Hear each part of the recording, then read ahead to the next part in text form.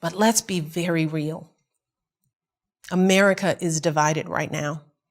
And a lot of people are being sold lies from those who want to get rich or stay in power, or sometimes both. And as I've said before, we must all empathize with those who might not look like us or vote like us. We have got to put ourselves in one another's shoes. Look, think about it. You've worked hard all your life, and for too long you've watched the rich get richer. You've lost your farms and your livelihoods to corporate greed. You've seen your beloved towns shattered by joblessness. You've watched families destroyed by drug addiction and mental health challenges. All of this long before this virus hit. And it is frustrating to hear some folks say that you've been the beneficiary of privilege, that the color of your skin gives you a head start. That is the reality for far too many hard-working, decent Americans. But right now, the president and his allies are trying to tap into that frustration and distract from his breathtaking failures by giving folks someone to blame other than them. They're stoking fears about Black and brown Americans, lying about how minorities will destroy the suburbs, whipping up violence and intimidation, and they're pinning it all on what's been an overwhelmingly peaceful movement for racial solidarity. It's true. Research backs it up. Only a tiny fraction of demonstrations have had any violence at all. So what the president is doing is once again patently false. It's morally wrong. And yes, it is racist. But that doesn't mean it won't work. Because this is a difficult time, a confusing time. And when people hear these lies and crazy conspiracies repeated over and over and over again, they don't know what to think. With everything going on in their lives, they don't have time to fact-check falsehoods being spread throughout the internet. And even reasonable people might get scared. And the one thing this president is really, really good at is using fear and confusion and spreading lies to win. Look, I get it. But I also feel it. As a Black woman who has, like the overwhelming majority of people of color in this nation, done everything in my power to live a life of dignity and service and honesty, the knowledge that any of my fellow Americans is more afraid of me than the chaos we are living through right now, well, that hurts. It hurts us all. It is a heaviness that sits on our hearts. So I want to appeal for some empathy here too.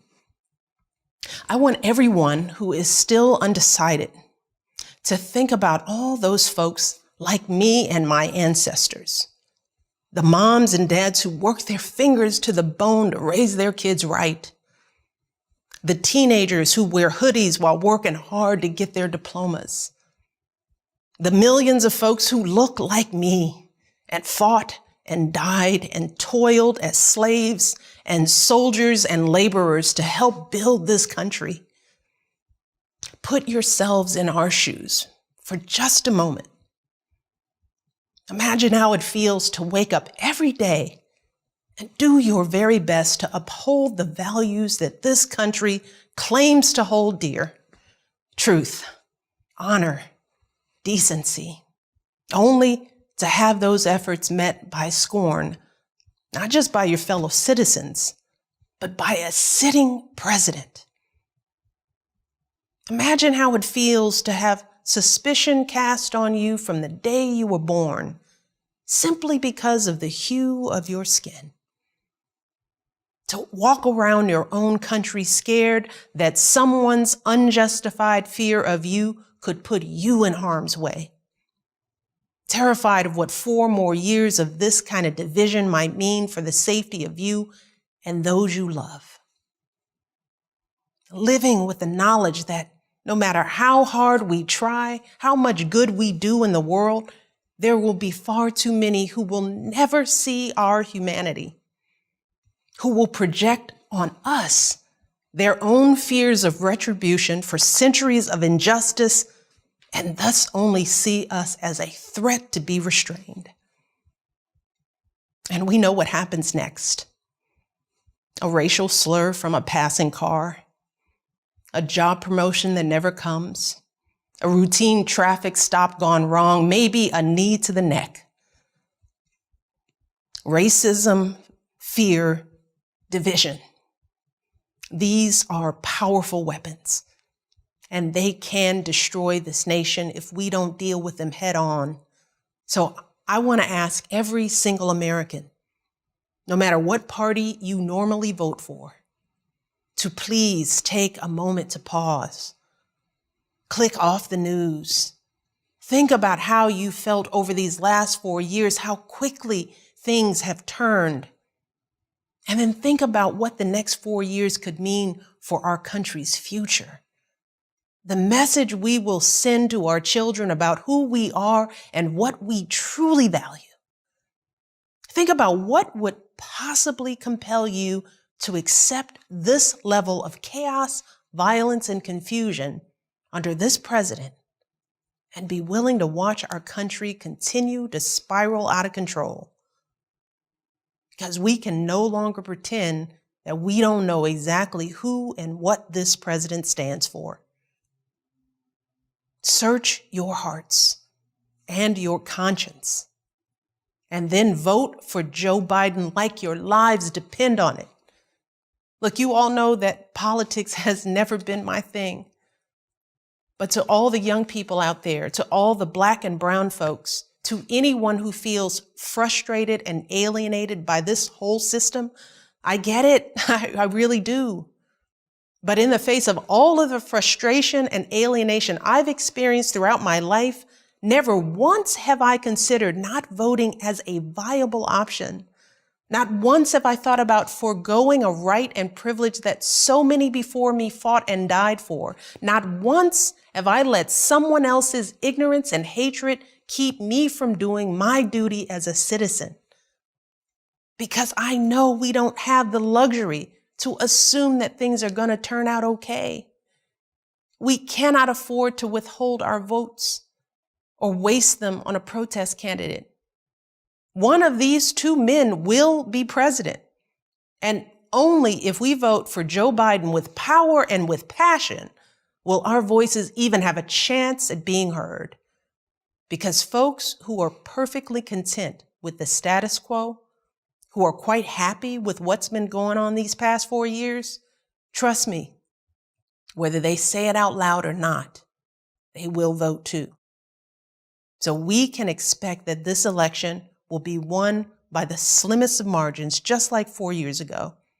A handful of votes per precinct in Pennsylvania or Arizona or Wisconsin or Florida or anywhere else will make all the difference. So we have got to make our plan to vote this instant. We've got to vote early so we have the peace of mind to know that our vote for Joe Biden is in the bank. We've got to go to iwillvote.com right now to request our absentee ballots and send them back immediately, or take them to a drop box or an election office. If we choose not to vote by mail, we've got to find out where and when we can vote early in person and show up the minute they open their doors. We've got to set aside time to vote on election day so that we don't get too busy. And we've got to reach out to others, starting in our own backyard. As I like to say, we got to tend our own gardens. That means reaching out to all those folks who we might not be able to count on voting. You know who they are, the folks who might not be as tuned in as we are. Make sure they request their ballots too. Make sure they know where their polling location is. Take them with you to vote if you need to. And make sure you text BELIEVE to 30330 to get involved today. Work like this may not feel as impactful as attending a protest, but trust me, It is absolutely the most important thing that we can do right now to save our democracy. It's simply what needs to be done. And that's what we've been doing for months. Just getting the job done. No matter the stress, no matter if something feels out of our control, because that's who we are as Americans. That is what we do. And right now, we've got a chance to start getting things back under control, to restore some stability and integrity and soul in this country. It is within our grasp. And that's what keeps me going. Thinking about a time not all that far off, with a new president in the Oval Office, a trustworthy, honest, stable leader with a clear plan for controlling this virus and getting our economy back on track, with meaningful support for families and schools, with competence and maturity instead of chaos and confusion. It is possible. It really is. But only if we vote for Joe Biden in this election. We have all been working so hard to keep ourselves and our families afloat. And we deserve a president who will do the same. Thank you for listening. God bless.